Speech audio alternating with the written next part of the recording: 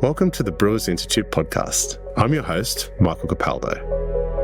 I'll speak with experienced brewery owners who have launched and grown their own brewing business. I'll share their wins, mistakes, and share advice on what they do differently next time.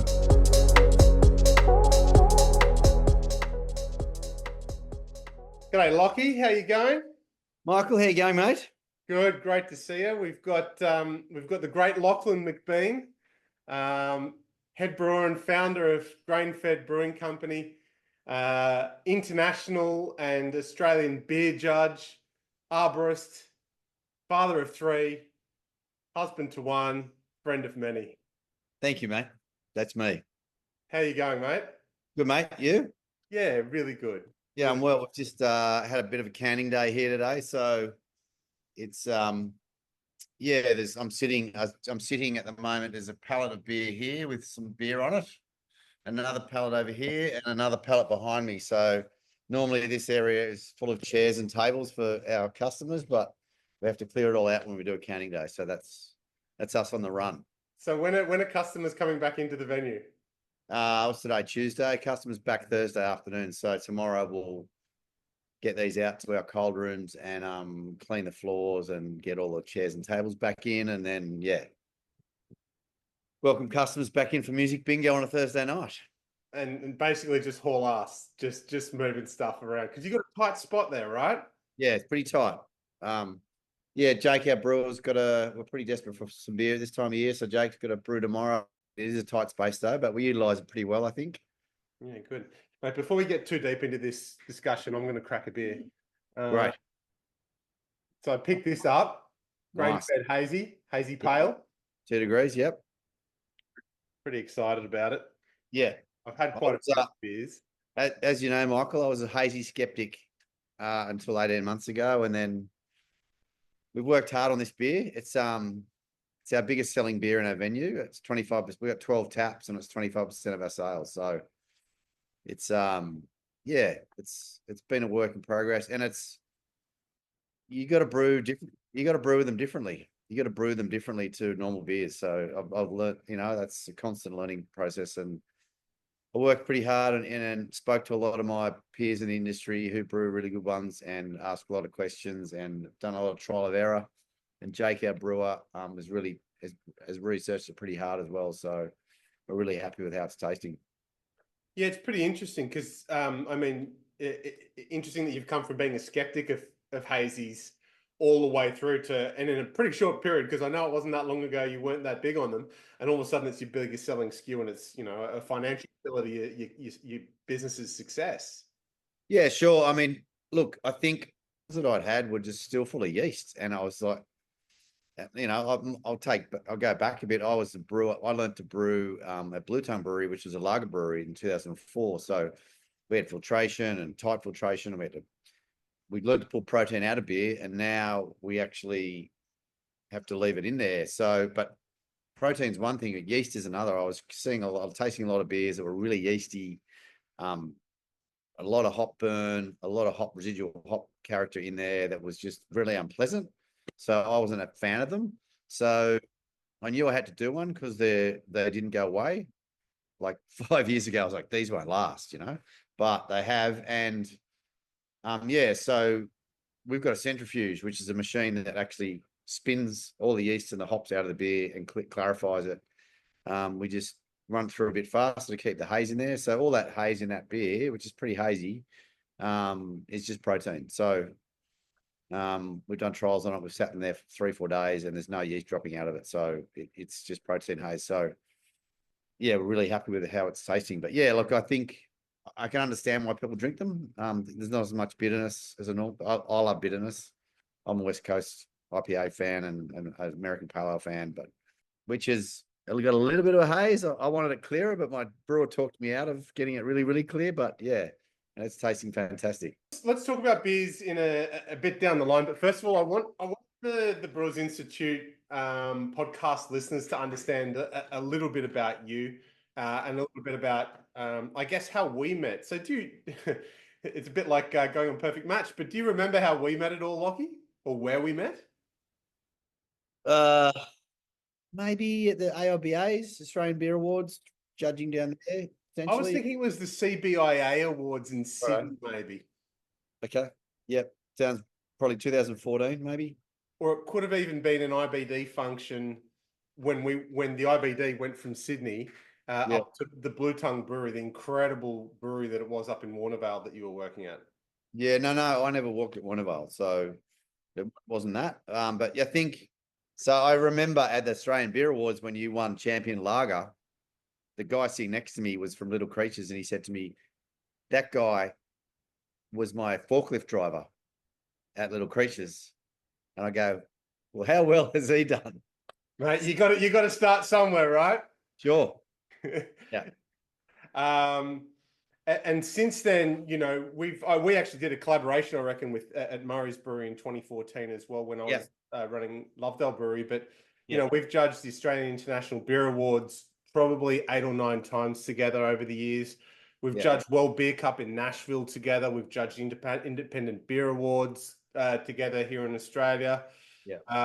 We've gone to New Zealand as well, with the Brewers Guild of New Zealand twice to judge there in Christchurch. So we're both international beer judging junkies. Yeah. Oh, I love it. I mean, I reckon Nashville was one of the best weeks of my life. That was fantastic. And it was your first intro into the World Beer Cup. It was a great week. Rightio, Lockie. Well, let's start from the top. Can you tell us a little bit about your business, what the brewery name is, and what you do there? Yeah, sure. So I own Grainfed Brewing Company in Newcastle. It's in a suburb called Lambton, which is just about in probably central Newcastle. It's 500 meters west of the football stadium down here, where we're pretty popular football stadium. And basically, we've got a 1,500 litre brew house. Enough fermentation to make about 190,000 litres of beer a year, and we have a 12 tap bar with 120 seat venue. So we sell wholesale to the public. Wholesale to venues, pubs, clubs, bars, and also to bottle shops in cans and venues in cans. And then we also obviously sell direct to the public over our bar, and they can come and have a beer here and then a pizza and chill out. Really? So is it quite a local model you've got there? Very local. So our logo, you could probably see in the background there, is and it's been from the start, is think local, drink local. So I trademarked that a long time ago. I was surprised it was still around, but there we go. And really probably since I've started here, my tagline or my vision for this place is really is just bring people together. Like I just wanted to create a venue that's very community orientated. The local community, or anyone can come here, but obviously the local community can come down. We've got a lot of housing around us. We're in an industrial area, but it's also surrounded by houses as well. So that we're just on the edge of the industrial area, and then there's housing. So there's a lot of people that can come here, that come by, locals. I still get people saying, "Oh, we just live around the corner. I've never been here." So there's still people finding us. But Grainfed itself has been going since 2012. I used other people's brewery excess capacity, and I just made beer and then sold it that way. So that's pretty interesting. So you've been going since 2000. So that's 12 years you've been going now. 12 years next week. Yeah. 12 years. And how long have you had your own brewery for, Lockie? How long has it been pouring beer for? We've been pouring beer since June 23rd in June 2023. So nearly 18 months. Wow, that's absolutely flown by. But it's really interesting. So for the first 10 and a half years of your brewing career, you were using contract brewing partners. And did you have one brewing partner, or were you sort of like you've always been you've never been a big volume player, right? No. So what's it like being a startup, small volume player, and using someone else's contract facility? Are you treated as family and as a priority? Oh, look, no, I would say no. So part of the reason I left, I used to work for a company called Blue Tongue and from 2004 to 2009, they were a lager brewery. It was a full-time job. I left there and started looking after my children full-time. And then I started Grainfed 2 years after I did that. So that's probably the main reason I've never been a big volume player, as you talk about, is that it was still a part-time gig. So I was still looking after the kids full-time. And that's a lot of work, looking after 3 boys, a household, and then also my wife worked full-time and then doing that. So going back to your other question, the relationship's always good at the start. So I never went, there's a model called Gypsy Brewers where people they make different beers in their range at different breweries. I always wanted to make my beer at one brewery because that was maintaining quality. So any brewery I used, I made sure their beer was good themselves and they knew what they were doing. But look, often in the end, I had to do what I've done here because it became, you'd have beer booked in 3 months in advance, and you get the call, oh, look, unfortunately, we're going to have to put your beer back a couple of months because we've got busy. So you sort of felt like family at first, and they were making good money off me. But then, I understand it. It's their brewery. Their beer is obviously the priority, and I was just a side gig for them. So I really had to do this. And I used about 8 or 9 different breweries in that 10-year period. Wow, that's staggering. Yeah. And to be honest, I've been drinking your beers over that entire period. There were deviations in some of them, but they were always really good beers. But I know how much stress and emotion you put into those beers, because getting that same outcome, you say you would have had 8 or 9 contract manufacturers making your beer, but you probably would have had 20, 30, 40 actual individual brewers working and giving their own interpretation of a standard operating procedure how to brew your beers. Yeah. So such a challenge in itself, and to get through that from running 3 kids and contract brewing as a side gig to getting all the way to having your own production facility in Newcastle. Yeah. It's a really nice sort of logical incrementalism. Going slowly, step by step. Yeah. Managing risk, managing funds, capital expenditure, and like. Yeah, I mean, look, it was frustrating as well because I sort of say to people, and the fact of the matter is, I'm the oldest brand in Newcastle, because 2012, I was like, why is everyone making beer, sending it to Newcastle, and no one in Newcastle is making beer for Newcastle? Yeah. That's when I decided to start Grainfed. And so I leased the kegs off Keg Lease. That was one of the first people that leased kegs off them. Yeah. I thought if that fails, I'll just sell the kegs and give them the money back. I did a 23 keg batch of one beer. Sean from Waywood and Asher from Stomping Ground were the brewers down there at the time. Yeah. And they were making really good beer. I went down and made the beer 3 or 4 times with them. And then after a while, they said, look, we'll take it over. Was that at Illawarra? Yeah. So I went to 3 pubs. I made a 23 keg batch, went to 3 pubs. One pub sold a keg a day for 9 days, which is unheard of. And so I was out of beer within 2 weeks. So I had to make a double batch. And I kept thinking, well, if it fails, I'll just sell the kegs. If it fails, I'll just sell the kegs. And it just kept going. So 6 months later, I made another beer. 3-4 months after that, I made another beer. So I didn't get to go out to the market with 4 or 5 beers. I just wanted to get the one beer right. And Sneaky One was the original beer. And it's still, which surprises me, Michael, is still our biggest across all channels, cans, kegs. It's still our biggest selling beer. That's amazing. So it's selling more than the Hazy Pale. It's a bit of a mongrel. So it's really probably to put it in a style category, it'd probably be an American wheat beer. So we use a German Kolsch yeast, Pilsner malt, wheat malt, 30% wheat, and then Pacifica, which is a Kiwi hop, and then Tettnang, which is a traditional German hop. So it's pretty subtle. It's 4.2%. It's not overly bitter. It's really easy to drink on a hot day. And I just want to make a beer that was good for this town, I think I actually drank a carton of that along with a couple of mates on my 40th birthday, actually, Lachlan. Perfect. So yeah, I can definitely attest to the fact that it's an excellent squashable beer. Yeah, and I think that's probably partly the reason it has been so successful is because it is so approachable. And people used to say to me, why don't you make it hoppier and make it taste like stone and wood? And I said, well, that's not what that beer's about. Like, it's not like, each beer has its own personality. Yeah. Absolutely. We'll get into some of the business stuff, but what sort of, did you learn much at a big brewery, and why did you quit? Like, I guess it would have been a decent paying job, with great equipment, with smart brewers, like everything someone would have wanted. Why move from that to running your own business? A couple of reasons. Shift work. I had 3 young kids. The way they ran shifts was a week of mornings, a week of nights, a week of afternoons. So you never, night shift just did not agree with me.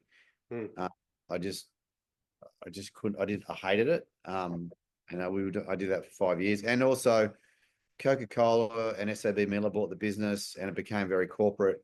And I was never about, me and corporate just don't gel, right? So I'm just not my model. I was all about, when that business started, it was very much a local, there's 4 local businessmen that started it. It felt like a small, it felt like a reasonably sort of a family business in the fact, and then once those corporate guys came in, it was completely different. And my wife said to me, you used to love working there and now you hate it. So just leave. And it was a pretty easy decision, really. I mean, it was a hard decision because I'd worked all my life, and to then look after 3 kids full time. In 2009, there wasn't many fathers doing that. It's a bit more, and it was pretty weird times. So yeah, look, financially it was a terrible decision. Our mortgage went nowhere for 8 years because we were on one wage. But then, I was doing some part-time work, and then I started this. So, my wife, as you've said before, my wife is the reason that Grainfed exists. Cheers to her. Indeed. Cheers to Jeanette. Mm. So what motivated you to go from being a contract brewer to forking out and taking a hell of a lot of risk? Yeah. And building your own brewery and opening your own, taking a lease, opening a facility. Yeah. What sparked that?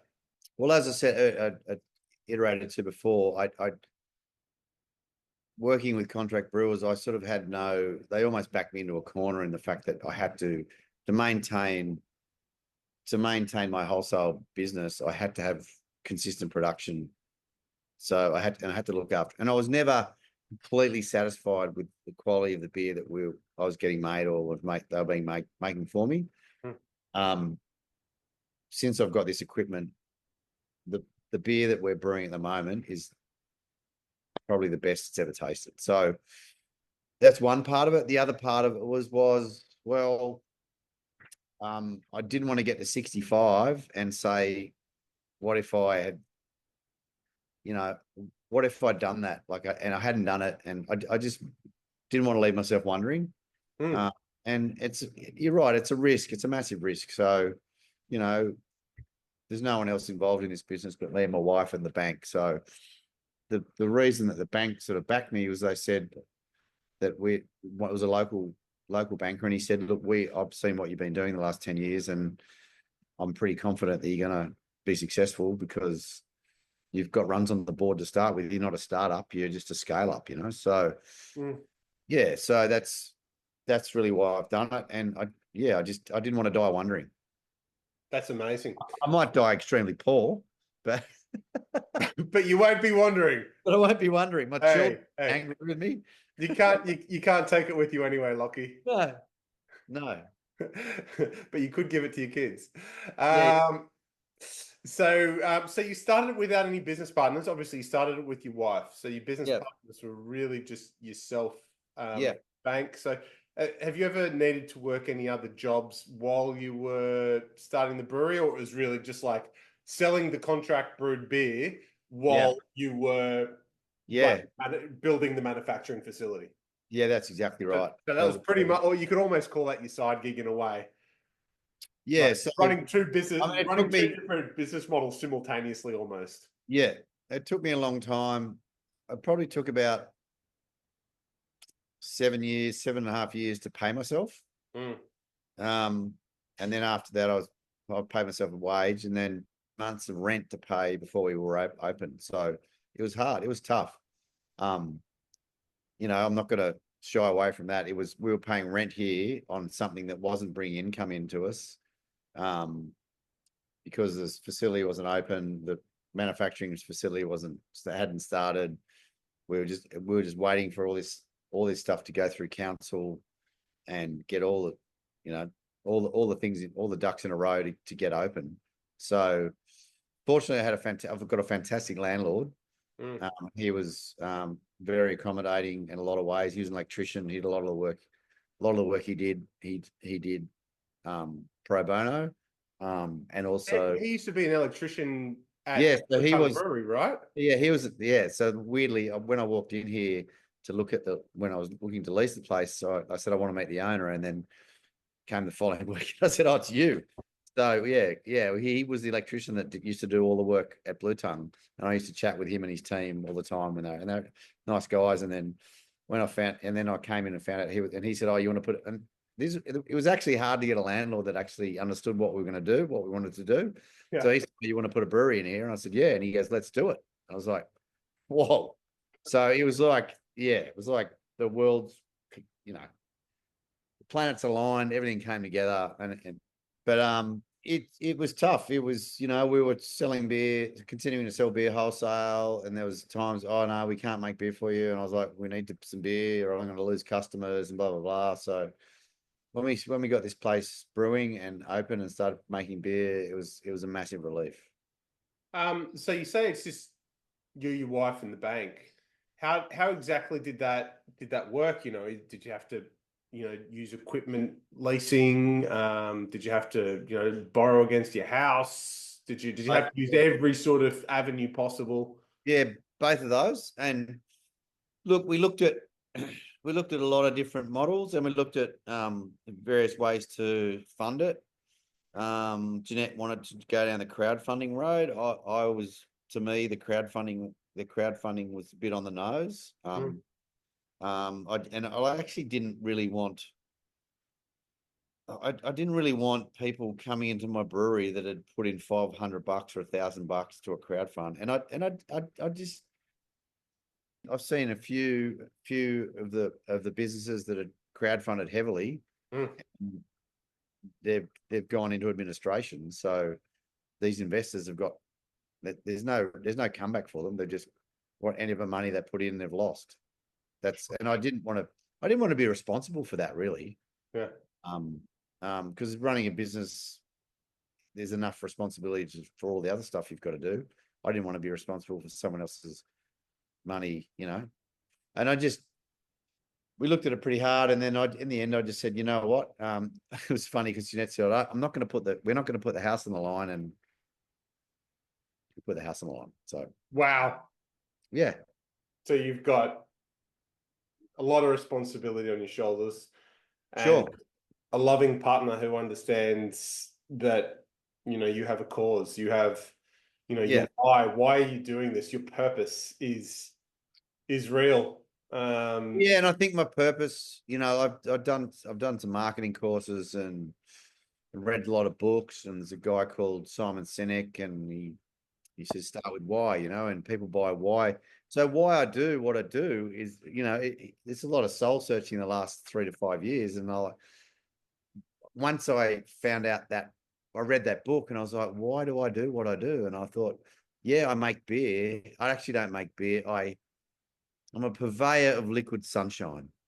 So I take 4 ingredients, and it's almost like art. Like you meld those 4 ingredients together, and you can totally change. And it's you got an open palette, an open canvas to make whatever you want.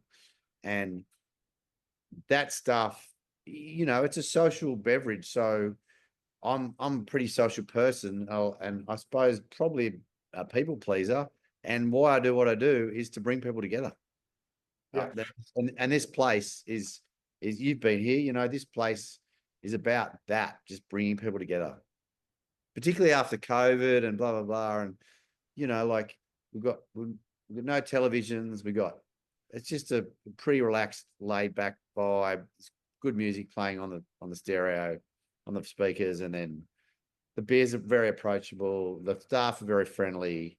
And I'm just of the assumption that all staff are friendly, but in other venues, but clearly not. So, that's our whole purpose, particularly with this place is, like probably out in the wider community, think local, drink local, but this place is bring people together. Amazing. It's really interesting to hear that you're driven by what your purpose is, and your purpose is certainly innate, and there's certainly nothing wrong with breweries that start up and their purpose is to make money, their purpose is to sell. Your purpose is to, build culture. Yeah. To meet people, to give great experiences. Yeah. And I think it's wonderful. It's one of there are so many people in the craft brewing industry. You're not alone in having mortgaged your house and not having had a wage for many years in an industry like brewing, because so many people just have a blind passion for it. Yeah. It's amazing. So, you told us it's you and your wife. Do you run all the business by yourself, or you said you've got staff? Yeah, so we have staff. Like last December and November, December, I would get here at 7. I'd brew beer all day. I'd open the bar. I'd serve on the bar. I'd close the bar. I'd get back into the brewery, keg beer off, centrifuge, whatever. Be here till midnight. And so I think probably November, December, I probably pushed out about, I don't know, maybe 13, 15, 17-hour days. And my wife, who's a nurse, just said to me, well, not only is she a nurse, she's just a compassionate woman, but she said, you're actually going to die. You just, if you keep doing this, you will die. So you need to work out, you need to employ someone, whether that's in sales, cover the sales position that you do, or the brewing position you do, you work that out, but you need to do one of them. So I had a long think about it, and I thought, well, I can maintain the sales myself, and I can keep my head in here and train a brewer up. So that's what I did. I employed a young fellow called Jake Nicholson. He's a 28-year-old guy. He's very passionate about beer, wants to learn, keen to learn. He's 28. He's been in the industry about 2.5 years before he started with us. So he's former Burley Brewing, former Sydney Brewing, right? Brewing, and then Sydney Brewing out in the Hunter Valley, and then he's with us now. So he's worked in 2 fantastic breweries already. Yeah, so he was in packaging, and like the first day he came here, he had the alcohol spray bottle in his back pocket the whole time, and he apologized, and he said to me, he's spraying everything every time he touched anything, he sprayed. I said, I'm really sorry.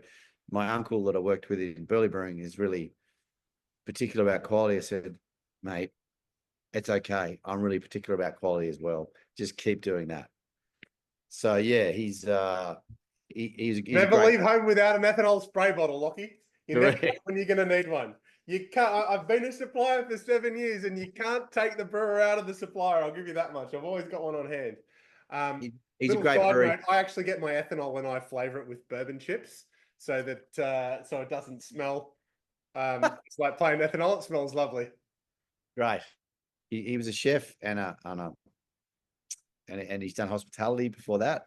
So I said, man, it's a small brewery. You just have to jump in and help out. So sometimes he works in the bar right after, and then sometimes he makes pizzas. I want to get him to the stage where we're busy enough that he doesn't have to do any of that, but that'll come. Sure. So what about so you've got people in the bar?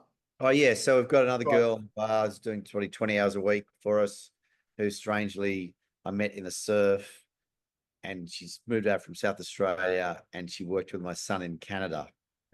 Yeah. This is weird. I was just surfing, talking to her, and I said, what do you do? You moved over from South Australia. What do you do? I'm in hospitality, blah, blah, blah. I've got a brewery if you want a part-time job. Oh, is that a new brewery? Pretty new. Did your son work in Canada last year? Yep. Oh, yeah, I used to work with him in the kitchen in Canada. I'm like, So It's amazing. she's fantastic. Yeah, we've got another guy who's the fiance of a young family friend of ours. Yeah, it's a good team. It's finding staff are hard. But yeah, it's been good so far. Like, yeah. So Lockie, I think that's culture. I'm hoping that that's cultural and people like working here because it's pretty relaxed and the culture's pretty much all inclusive, and I just let people do what they do. do you think they feed off your purpose? I think so, and I try not to micromanage people too much. I'm obviously very pedantic about quality, and also want things done a certain way, but I try and teach people from the outset, this is how we want things done. This is how we want you to speak to a customer. So yeah, hopefully they do feed off the purpose. But I'm about to write a culture book as well. So I'm actually going to write a culture book, and then any potential employee can read that culture book, and any existing employee can read that culture book. And if any potential employee reads a culture book and doesn't like what they read, then they're not going to fit in. And it's better for them to find out before the interview than after the interview. Right.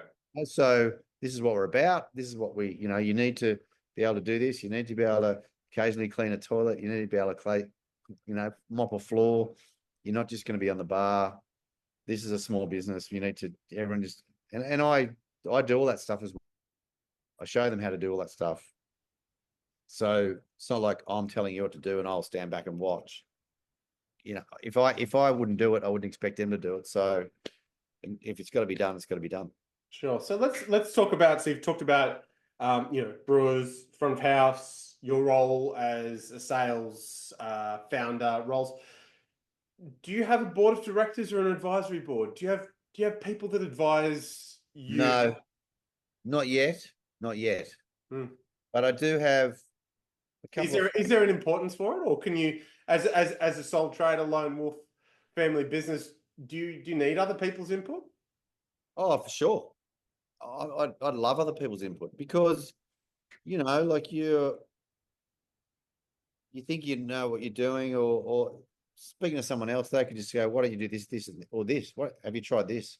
And you wouldn't have even thought of that. So I'm actually going to get a board together of people past, I've got a few good mates that early adopters in the industry, and they've said to me, mate, I'm happy to sit on a board for you, and we'll meet every 3 months and give you advice on how the business is going and how to help run it and how to give you advice on what to do here, and because they've done it all right. So, and you get a completely different outlook when you've got that, when you have that board of directors that have a wide experience of different business. Sure, and especially independent directors who, you're not their boss. They're not parts of the business, so to speak. They'll just come in with an impartial view on the business and be able to hopefully see some of your blind spots and give you great advice. Yeah. So what do you think the biggest risks to your business are, Lockie, talking about governance? Would you call yourself your biggest risk to your brewery? Yep, probably. Yep, I would. I probably would, because if I had an injury, or if I, died, if I got, for some reason, died or had an accident, then a big part of the business, that's probably all in my head. So I need to document, so you have SOPs, standard operating procedures on all the stuff, how we do things, but then people to be able to come in and do that without me being here. But you're probably right. I am probably the biggest risk to my brewery. I mean, obviously other risks are external factors, the economy, the way that's going, more prevalent than ever. And particularly the big two brewers, they've been pretty aggressive the last 18 months, I've noticed, for 20 years. And also other small breweries. Every small brewery from Sydney sends up a rep every 2 to 4 weeks to Newcastle, because we seem to be low-hanging fruit we've done, as a town, I think we've taken on independent craft independent beer pretty well in the last 10 years. So a lot of bottle shops, a lot of bars that are actually supporting that. So yeah, it's tough, but yeah, you're right. I am my biggest risk. Yeah, that's really interesting. Let's move on now. Now, before we move on, I need a beer suggestion. Should I go your dark ale or your mid pale? I would go my dark ale. You'd go your dark ale. Sorry, I've got this blurred screen. Yeah. But dark ale it is. Okay. Cold porter. Ah, it's the old cold porter. We're the biggest cold port in the world. Look at that. How good does that look? Yeah, so funny story about that.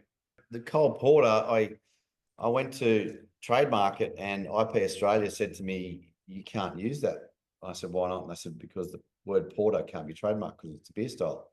So I said, "I understand that. I recognise it's an international. I'm an international beer judge." I told them a story. I said, "I actually just want to. It's a play on words. We're the biggest cold port in the world, and it's also a bit of a tongue-in-cheek. Cold porter used to write music. Yes."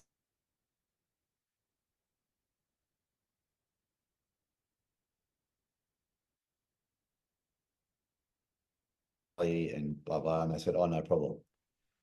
So it's amazing. Sometimes you just explain what you want to do, and people understand.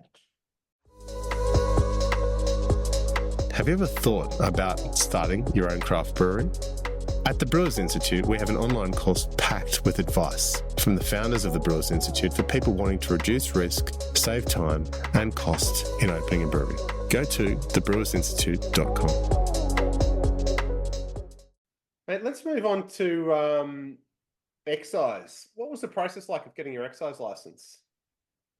It was pretty tough. It was, you've got to fill out a lot of information. You've got to show them that you want to, you've got to know what you're talking about. Your recording process is pretty solid. It's actually a very, I didn't anticipate it was going to be that difficult or that tough, that detailed, but it was pretty detailed. So you mentioned the other day, I think you can produce about 130,000 litres a year in your facility. Yeah, I think full tilt with the equipment we've got, probably about 190. Yeah. So with the excise rebate, you'll always get that excise rebate, right? At that volume, yeah. At that volume there. So does that actually make a difference? Is it meaningful, that rebate? Massive. To you? Yeah. Massive. So that year one, we did about 65,000 litres. The excise on that is about $60,000, and that helps me pay a brewer. Yeah, that's amazing right there. Would you, so obviously if you ever get above that 350,000 litre mark, because you've got the brewery that can do it, technically you'd need a bigger cellar to do it, right? Yeah, and more staff. And more staff and more expenditure, sure. Would you be incentivized? Like, if you had the choice right now, would you go above that to expand your volume, or do you sort of see that as being a cap? Look, and a big strategic decision to go above and beyond it. Probably not at the moment, because my model is not really that. My model is to stay small, and just have a good, sustainable business that pays me a wage, my staff a wage, potentially my wife a wage, and then, I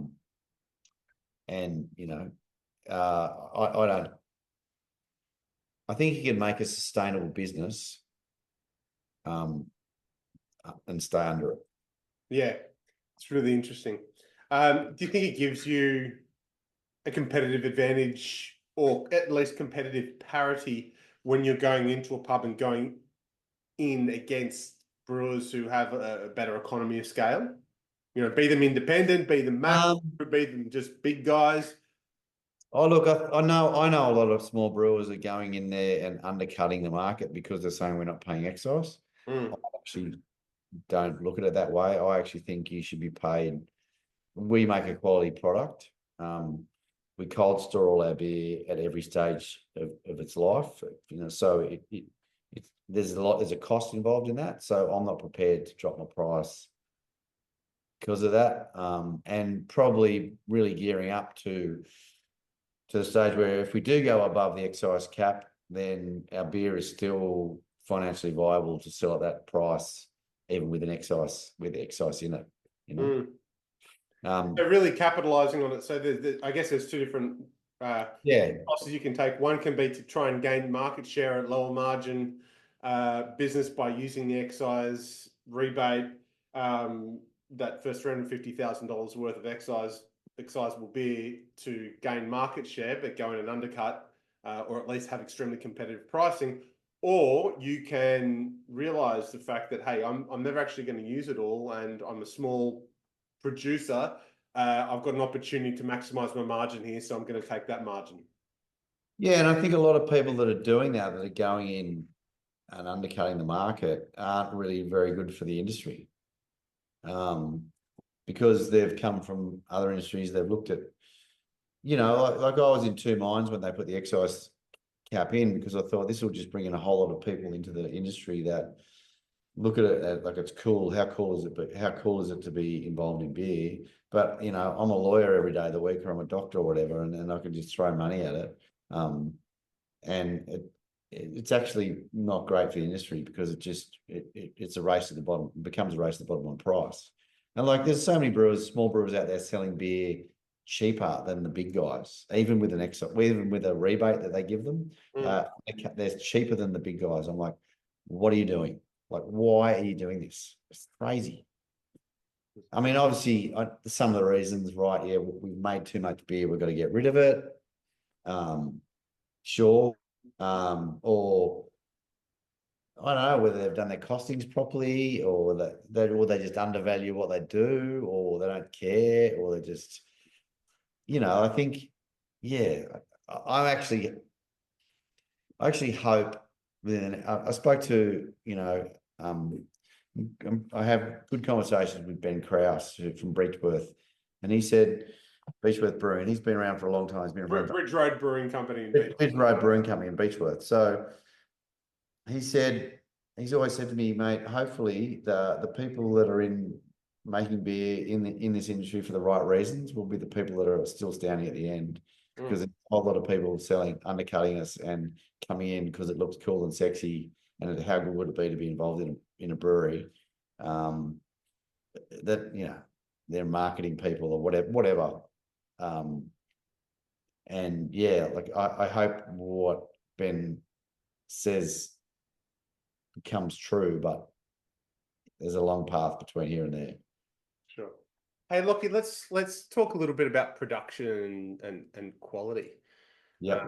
For a little bit. So I may have asked you this question before. I think I did, but how long did it take between signing a lease and actually pouring beers? How long were you going? But before we even get into production, because that's part of actually setting up the brewery itself, is like you need to have a space that you're paying rent on. Yeah. So when your equipment comes in, you need to set it up. It's not just plug and play. No. So I signed a lease November 2021. I had a 4-month lease free period, so I started paying rent March 2022. The equipment arrived April 2023, and we were brewing by May the 19th. But Easter weekend it arrived, and me and my 16-year-old son pretty much put together, with the help of Justin from Bespoke for a day, and John Gonzalez from Bespoke. Yeah. We put it all together, but then, it was like you have to put electricity in and blah, blah. So the first brew was May 19th. So how long was that between, starting to pay rent and brewing? Oh, okay. So sounded like about 13 months. Yeah, I was going to say between about 12 months or so. No, about 14 months. Yeah. That's a lot of money, man. That's I'm not going to ask you what your rent is, but it's a lot of money. It's a year's worth of rent wherever you're renting. And It's interesting to think about, it's dead money. Hey? It's dead money. It really is. But it's an expense that you have to factor into your startup cost, because it's going to happen. And people, anyone wanting to do it has to look at that and factor it in. Yeah. Did you build fat into your budget to accommodate for that? Like it's not easy to go, I know it's going to be 12 months. Did you have a bit of fat in the budget to say, okay, if this blows out to 18 months or 2 years, I can get through it? No, not really. No. Just like that tightrope. Just Like that tightrope and try not to fall off. Yeah, and look, again, my landlord was very accommodating. I'll just say that. And it's rare. From what I hear, commercial landlords aren't. I've heard horror stories, and but this guy he was very accommodating. He knew the pain that I was going through, so he helped me out, and yeah, it was great. That's awesome. So what challenges did you face when you were setting up your brewery? Mental challenges, many mental. I meant more equipment challenges, but tell us about the mental challenges. Yeah. Tell you about the mental challenge. Tell us about it all. It's frustrating because, as a businessman and an entrepreneur, you just want to get stuff done. You know how it needs to be done. You just want to get stuff done, but then you're dealing with government bureaucracy who don't move very quickly and don't care.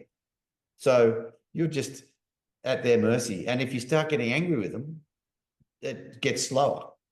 So I was like, you people, I was going all through my, you've got to understand, this is just the process. And I'm like, and she's saying, yeah, I get it, Lockie, you're frustrated, it's costing you money, but we just got to get through the process, answer all their questions, dot the I's, cross the T's, do all that. So it's dot the T's, cross the I's, and then redo the form. Charge you to redo the form. Yep. Yeah. Okay. Yeah. And so I probably paid about $40,000 in consultancy fees to people that would come in and walk around for 10 minutes, go away, write a report, and send it to me. And then it was $4,500 bill would come in for a report that needed to be. So yeah, the government just they're risk averse.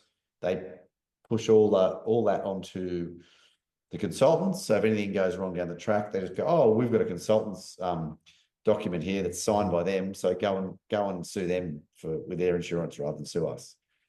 So yeah, it was frustrating. So, and obviously we were burning money and still trying to run the wholesale business, sell beer and blah, blah, blah. So that's challenging. That's frustrating. And sometimes I just wanted to throw in the towel and just go,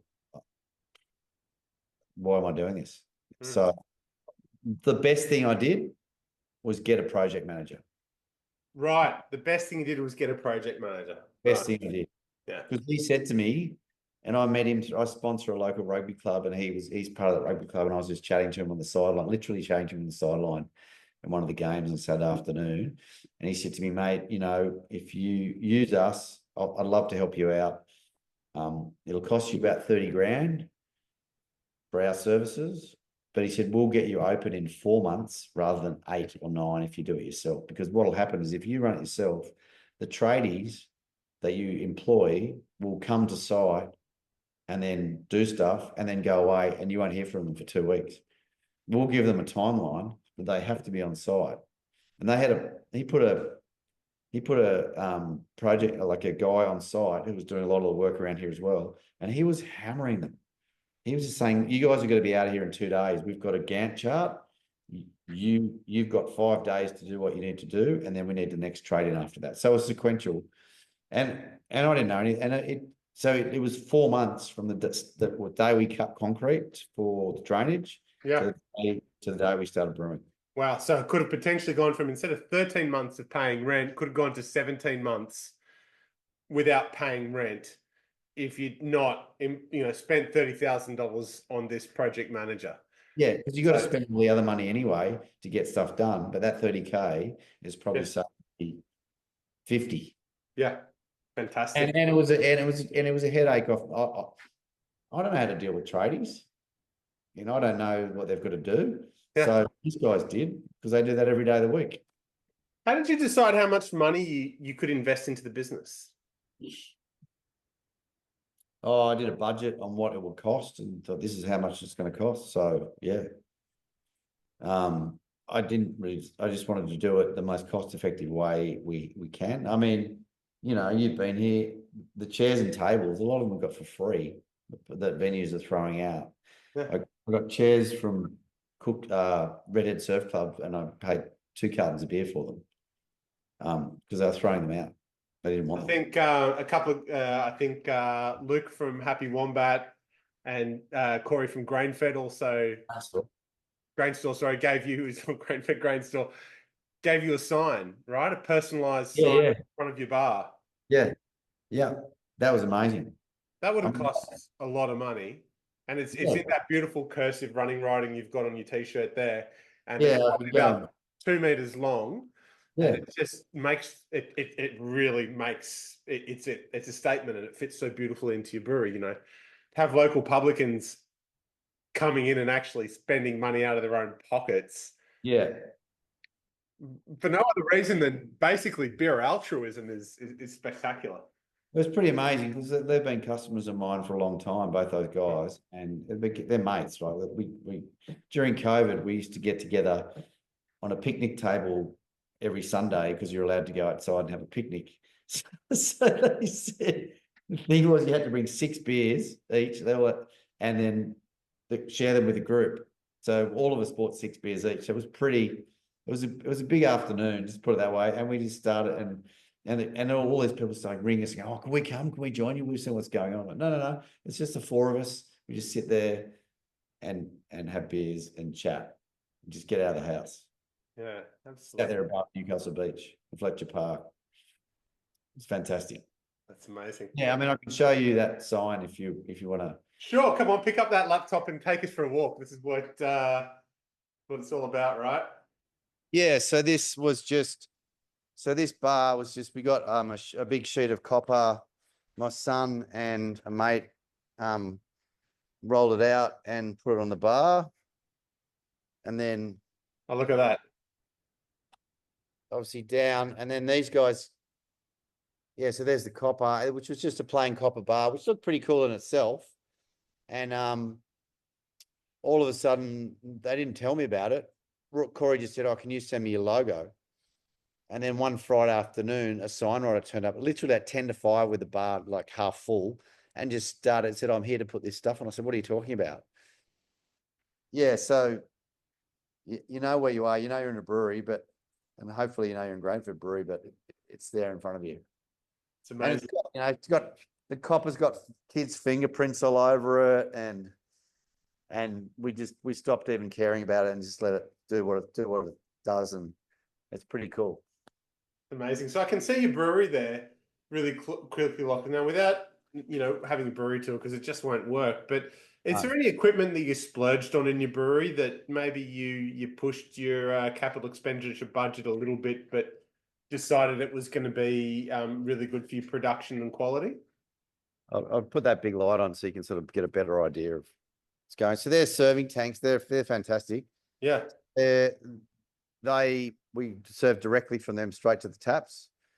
So that each one of those tanks is 1,100 litres. So it fits essentially 22 50-litre kegs in it. So that we have 88 kegs worth of beer sitting there that doesn't have to be put through into the cool room.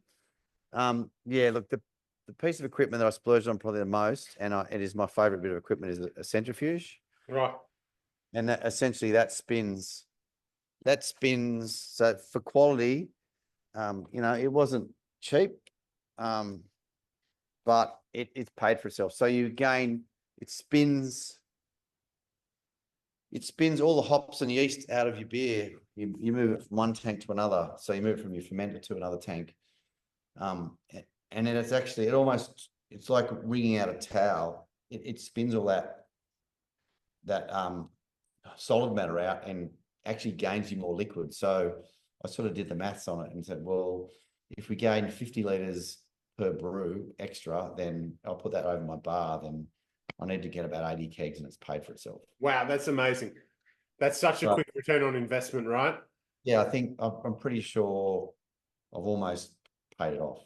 Yeah, and you've been open 18 months. So, 18 months, call it an 18 to 24 month ROI. Yeah. And, you're going to have that there for at least 5, 8, 10 years, right? Yeah. So that's gonna pay for itself several times over. Yeah, and well, And not from a only quality point of view, because you can't, there are so many intangible quality benefits to investing in not just quality centrifuges, but quality equipment, right? Yeah. So look, the thing is, the equipment I've got, it's not top of the line, but I customized it. But to me, I was happy to spend money downstream from the brew house. Sure. So I invested in, I think, a geholtometer, which is about $30,000. That measures carbon dioxide levels of your beer, so how fizzy the beer is, and also dissolved oxygen, which dissolved oxygen is the killer of good beer. So the lower you can keep that, the better. That measures all that stuff. So you can keep a gauge on that the whole way through your process. And that's, you've told me about a horror story where some of your CO2 has come with that you're paying for from a professional supplier, has come with extremely high dissolved oxygen, that you've been able to one, pinpoint once the failure occurred, so you were able to identify the batch and do something with it, but two, then retest it test that supplier's carbon dioxide supply and realize it was faulty and send it back and hold them accountable, as opposed to guessing and going, did I stuff something up here? You had the scientific equipment in place to be able to work backwards to identify a fault. What concerns me is that, I had the equipment. There's other brewers that don't have the equipment, and they will never know until the beer, is aging down the track. So, yeah, and we now actually measure. So we've changed supply CO2 before we use it, just as a precursor. So you're testing every CO2. So that's amazing. So this $30,000 geholtometer, you tested the dissolved oxygen when it was still in the bright beer tank. So it actually hadn't hit the trade. No, so our specification is under 50 parts per billion. Yeah.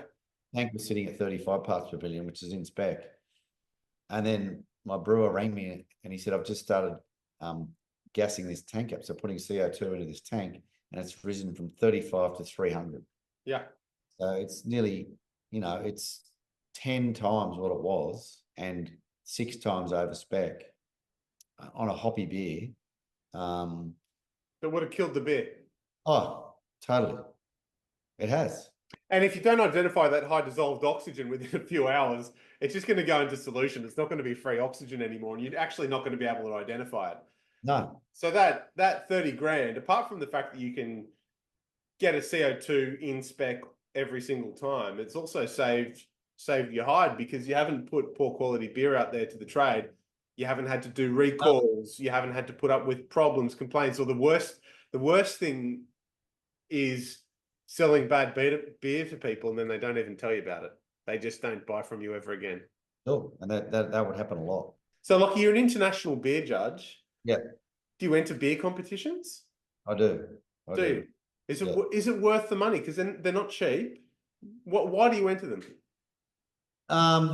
Look, I'm entering them at the moment to see, to give feedback to my brewer.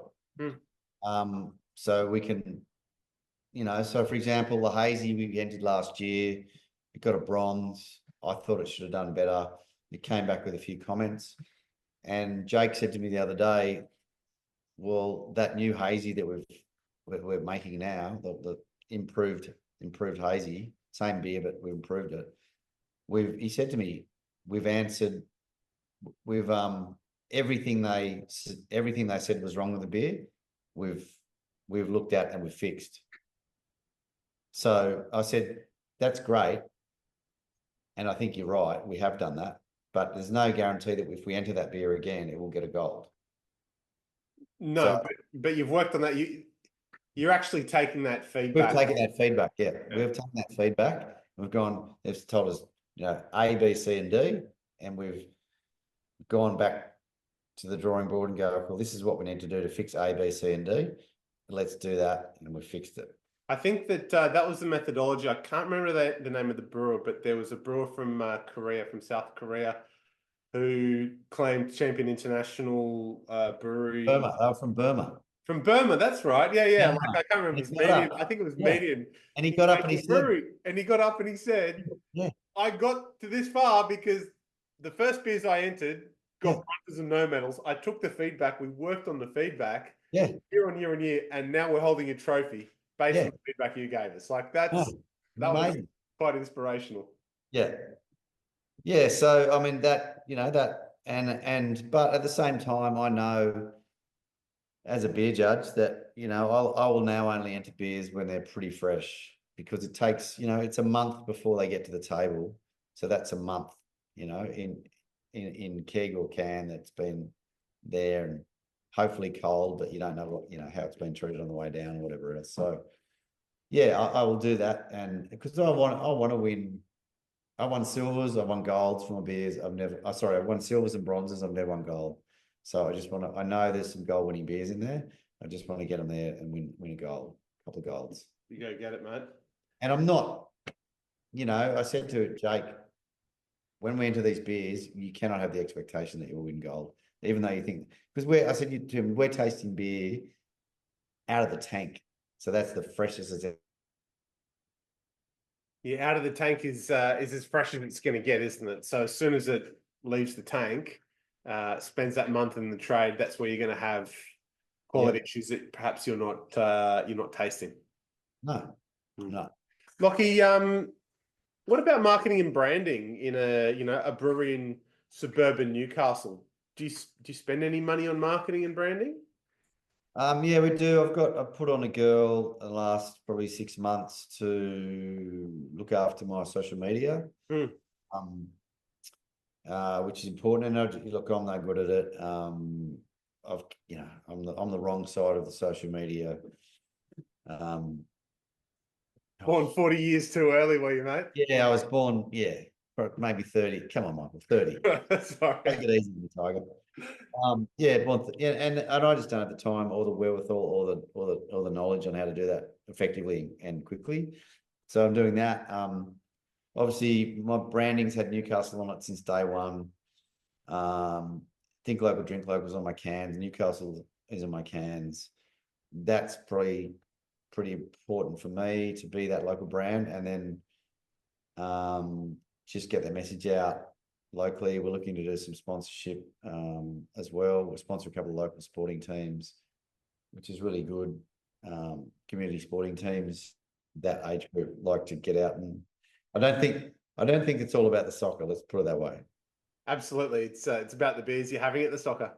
Sure, and I think it's about the connections they have with other guys and get out and do all that stuff, So, so it is important, definitely. But at the moment, I'm really just trying to keep things pretty tight, because at the moment you've got to be, because we just don't know what the economy is doing. So keep your costs as low as you can, and then when things come around and the economy picks up again and people start coming out more than they are, then we'll look to do some more stuff. I'm going to advertise as a magazine called The Local, which distributes 11,000 houses pretty much in the area that we're in. So in 10 suburbs around us. So we'll advertise into that, and just to get some awareness of that we're here, because a lot of people, as I said, still don't know that we're here, because we're sort of tucked away a bit off the road there, and people aren't that observant. That's what I've noticed. That's my biggest outtake of running hospitality at venue, that people aren't as observant as you think they are. Yeah, that's it's a really it's quite a deep statement when you think about how important it is for people to know where your brewery is, especially if you're in a mixed industrial estate in suburban Newcastle. You walk past it, or you drive past it every day, and it's your heart and soul. But if you're a casual mum or dad driving their kid to school at a footy or going to work, they need to be able to recognize your brand. So if they don't see it when they're walking past, then you're advertising to that local community. Yeah, for sure. Yeah. And we did some old school. We did it when we opened. We did an old school letterbox drop, literally with a postcard, and said, "How you going? We've just moved into the area. Bring this in, and we'll give you a loyalty card." And that worked. Well, I had someone come the other day. Like, it's been 14 months, and this guy comes and goes, "This has been on my fridge." I said about 14 months ago. I said, "Yep." And I said, "I thought I'd bring it in and say good day." I'm like, "Awesome." So I just went, "There you go, mate. There's your loyalty card." So it's like a coffee card. You buy 9 schooners, get stamps, and you get the 10th one free. That's amazing. I need to pick up a loyalty card next time I'm having a beer with you, Lockie. Lockie, you started out with talking about gold medals, silver medals. We're talking about targets and goals and project managers. What does success look like to you in your business? That's a really interesting question, because I think a lot of people would probably hear what I talk about and they think, oh, this guy's not very ambitious. I think I'm very ambitious, but I just think my ambition is not what other people's ambition is. And I think my ambition is more, I worked for a big brewery. I saw, like the brewery that I worked for, when I started there in 2004, we were doing 350,000 litres. When I left in 2009, we were doing 5 million litres. Yeah. So I saw how that went. And I saw the impact that had on the people that worked for that business, which I don't think a lot of the upper echelon of management saw day to day. It was stressful, and it was, people were busting their guts and they loved work, they loved that business and they're putting their heart and soul into it.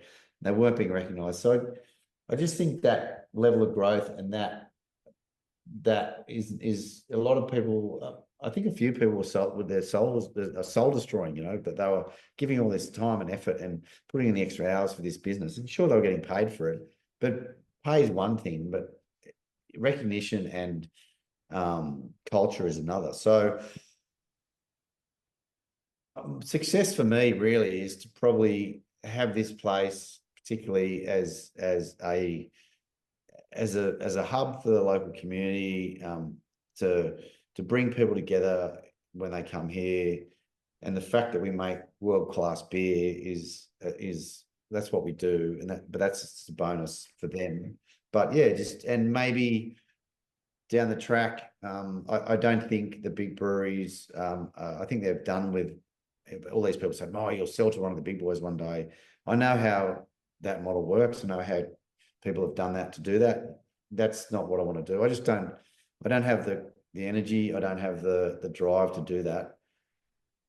I think this business will probably be a family succession business, and potentially staff. I would love to be able to have staff, long-term staff and long-term staff to be able to buy into the business and have a part of something they'll be able to come to every day and put their heart and soul into anyway. And they've got something at the end of it, So how we do that, I'll look at down the track. But I mean, probably the main goal for me is to get this business, pay off the loans, pay down the debt, be able to not be here all the time, have staff run it, key staff members.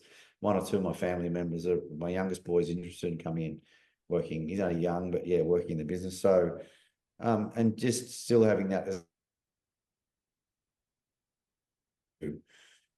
and be a part of that. That's to me, that's success. Yeah. That's amazing. And it's so different every time I ask someone on a podcast, what does success look like to you? Sometimes it's financial success, sometimes it's work-life balance. And I guess you're talking about a bit of everything, right? It's about work-life balance. Like, I know you like going for a surf in the morning, and not many entrepreneurs get to go for a surf. You got to make money because sustainability starts with financial sustainability, but it's also about the people who you work with, and you can genuinely empathize with their values and what they'll want to get out of you. It's not just what you want to get out of them. Yeah, and like I had, look, the Ray that works for us the other day said to me, I love working here because she works in the bar, and she's a fantastic, she's a great human. But she said to me, I actually don't feel like when I come here it's work. It feels like it's more fun than work. And I was like, even though she didn't know it, that's the best compliment ever. Like if you feel like you're coming to work and you love it that much that it doesn't feel like work, then I'm probably winning. Amazing. Lockie, last question. What would you tell yourself on day one? Day one of your craft brewing adventure. You've got what, 20 years under the belt now. If you started in 2004, was that? No, when did you? 20 years this year. Yeah. 20 years in the brewing game. What would you tell yourself on day one? Yeah, maybe probably just relax a bit. You've got this. Like you're not an imposter. You know what you're doing. Yeah. There's there's imposters, and a friend of ours, Ian Kingham, you know Kingham really well, and he said to me, and he's been in a lot of commercial ventures, and and he's seen stuff, and he said to me years ago, and I sort of took me back a bit, and he said to me, mate, you are the real deal. And I went, what do you mean? I said, I don't feel like. He said, no, you are, mate. You know what you're doing. You make great beer. You're good with people. There's so many people in this industry that are just, they think they know what they're doing, and they shout to the rooftops, but they don't. He said, so yeah, like that would probably be to me, what would I tell my 34-year-old self would be, you know what you're doing. You've had enough business experience in other industries to know how to do this. Learn to make the beer properly, which I've done, and then just go with it and probably be yourself, which I think I've been pretty true to that as well. So yeah. That's amazing. Yeah, I drove past a church the other day, and I had a course running in the school holidays called The Authentic Child. And I thought, I don't know, the way I brought my kids up, they're pretty authentic. But maybe there's a lot of people, I think it is with the modern world, there's a lot of authenticity is like not just taken for granted anymore. Authenticity is a thing. And to be authentic is a thing. But I just thought that's how you rolled. You're authentic because maybe that's how I was obviously how I was brought up, just to be authentic. But yeah, it's interesting. It's an interesting concept that authenticity is now almost a marketable for sale. Authenticity is for sale. Commodity, like a marketable commodity, to be authentic. Wow. Not a grain-fed brewery, it's not. No, it's just how we roll. Yeah. Lachie, mate, I want to thank you for all your time. I know you're busy. You've got your boys, you've got your wife at home.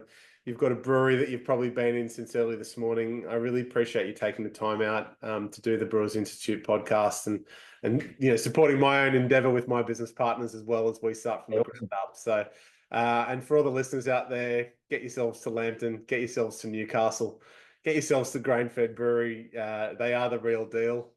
It's not just Lachie that says that. Their beers are amazing. The staff is super friendly. The experience is great. Thanks so much for your time, Lachie. Really appreciate it.